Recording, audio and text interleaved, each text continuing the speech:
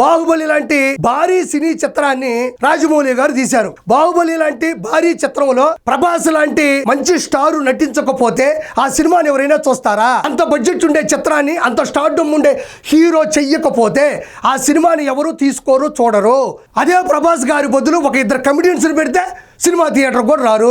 ఇది ఎందుకు చెప్పానంటే, పోలవరం ప్రాజెక్ట్ అనేది బాహుబలి లాంటిది. అలాంటి బాహుబలి లాంటి పోలవరం ప్రాజెక్ట్ లో ఇద్దరు కమెడియన్లు నటించారు. ఇద్దరు కమెడియన్లు ఫస్ట్ హాఫ్ లో ఒకరు, సెకండ్ హాఫ్ లో ఒకరు ఉన్నారు. ఫస్ట్ హాఫ్ లో అంబటి రాంబాబు, సెకండ్ హాఫ్ లో అనిల్ కుమార్ యాదవ్. ఫస్ట్ హాఫ్ లో ఉండే అంబటి రాంబాబు ఏమో అసలు ఈ పోలవరం ప్రాజెక్ట్ ఎవరికి అర్థం కాదు, ఎందుకంటే నాకు అర్థం కాదు అన్నాడు. ఇతనేమో పెద్ద ఇంత షీట్ ఒకటి తీసుకొని పోలవరం దగ్గరికి వెళ్ళి అందరూ చూస్తున్నాగా కెమెరాలు పెట్టుకుని సాక్షిగా అక్కడ ఇటు తీసి ఏదో లింగా సినిమాలో రజనీకాంత్ గారు ఆనకట్ట కడతాడు చూసారా, అలా ఈయన పెట్టి దాన్ని చూస్తూ ఇలా ఇలా ఇలా ఇలా ఇలా ఎవరినో చూస్తే ఆ రోజుల్లో ఆ విజువల్ వామ్మో అనిల్ కుమార్ యాదవ్ మామూలు నాలెడ్జ్ ఉన్నాడు కాదు అనుకుంటారు.